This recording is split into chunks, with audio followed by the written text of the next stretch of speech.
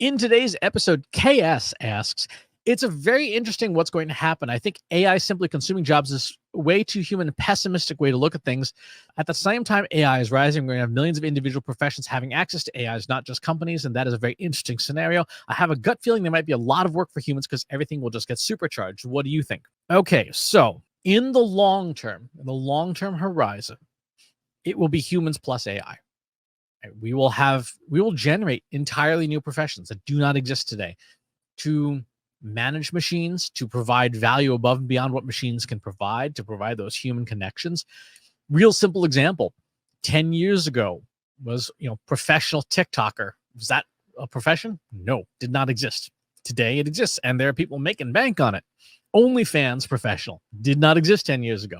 Today there are people like Ayala who are earning hundreds of thousands of dollars a month. Those are new professions that are coming out of the woodwork. Same is true for things like climate change. Climate change is going to create entirely new professions because it's a major disruption. My issue with AI is not that it's going to change or eliminate some professions, because that's inevitable. My issue is the timing, right? In past generations, generally progress has been measured in terms of decades or sometimes even centuries.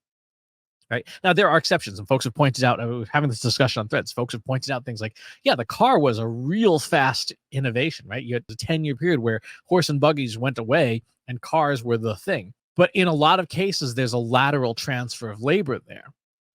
The car example in particular, people could learn how to drive cars pretty quickly, and the person required to drive a horse and buggy and the person required to drive a car, that same human being is still employed, right? They've changed their method of employment. The analogy I like to use is agriculture to manufacturing and industry, right? Where you have things like a spinning jenny or a combine that removes hundreds of people from the fields, and you have to do something else with them. Now, there's other parts of the process that still need human intervention. Someone has to do QA, like, hey, that's not a corn stalk. That's a piece of wood that finds its way into the combine. But generally, a lot of the people displaced by industrial machinery in farming made their way into industry. And that happens over generations. If you are hand picking corn, your kid might be operating the combine, or your kid might work in the combine factory. You, the person picking corn, don't have to reskill because the change is slow enough that in life, or if you do have to reskill, it's relatively slow.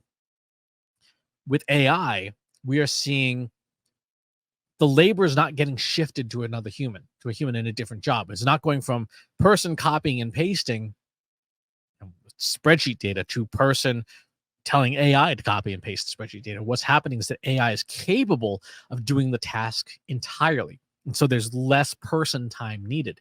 In many cases, dramatically less. And again, this is not a problem in the long term, right? In the span of 100 years, we could easily adapt. If I'm in my 50s and my kids are in their 20s and they're learning how to use AI and I don't know how to use it, that's fine. I'm close enough to retirement that I'll finish out my next 15 years in upper management or whatever, and that's that. And the kids have already made that jump. But if that happens in a 5-year time span, suddenly there's a problem, because many people struggle to reskill. Many people struggle to do something substantially different. There was an effort in the 2010s to reskill coal miners as coders. It didn't go well. It didn't go well for a couple of reasons. One, the program was really badly run by the U.S. government. Go government. Two, those are radically different skill sets. Yes, they both require attention to detail. Yes, they both require perseverance. Yes, they both require determination. But they are radically different skill sets and radically different ways of thinking.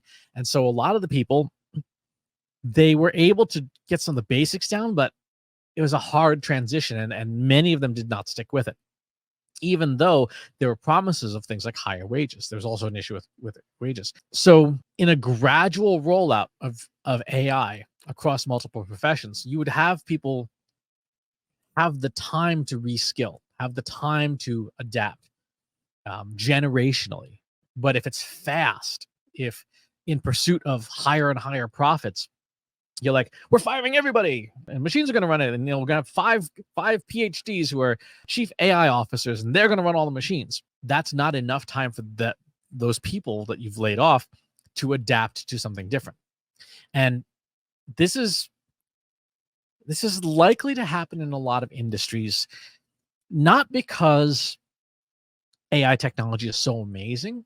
It's pretty cool what it can do, but because, at least in the country where I'm in America, I'm in the United States of America. The United States of America is kind of a hyper-capitalist nation in that we pursue profits really, really, really assertively, and not necessarily with a long-term perspective. A lot of folks, the way they run their business, they try to make a quick buck and get cash out and move on, or they try to build systems that help them retain their wealth. And wealth isn't bad. I mean, I certainly would like more wealth, but it's what you do with it and how you manage it that matters.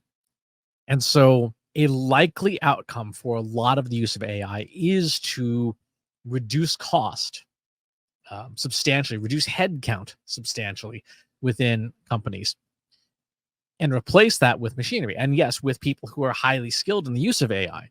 That's one of the reasons why so strongly emphasizing that everyone who is capable of doing so should become minimally proficient with AI. You should learn how to use generative AI in particular. How do you prompt? How do you get good results? How do you get repeatable results out of machines? How do you proactively identify things that the machines can do, and you get ahead of your company? You be the pioneer in your company and your organization for the use of AI, so that you are the one in charge of the machines, because that is the best insurance in the short term to be one of the leaders within your own organization. Are there long-term jobs that will come from AI? Yes, absolutely. Real simple example. There is the possibility to use generative AI, chatbots in particular, to provide mental health care services.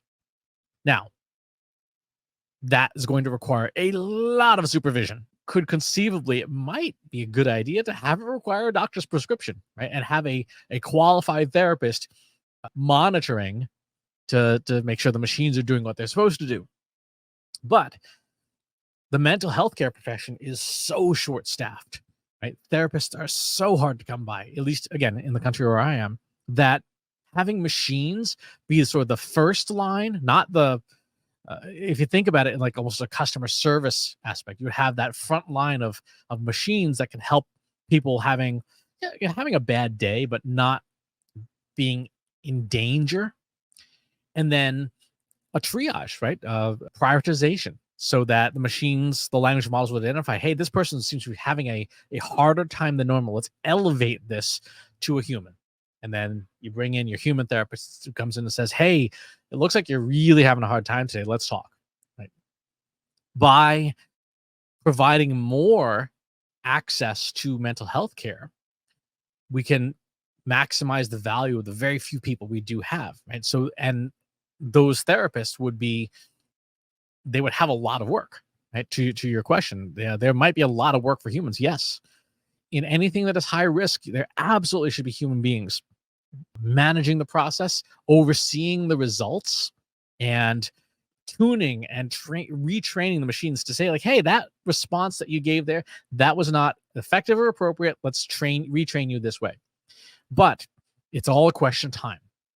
If we can take measures like universal basic income in the short term to bridge that gap for new generations to be able to take on these new positions, for those positions to flourish and grow, then I think we'll be fine. If we don't do that, then in the short term, you're going to have some pretty severe economic dislocations.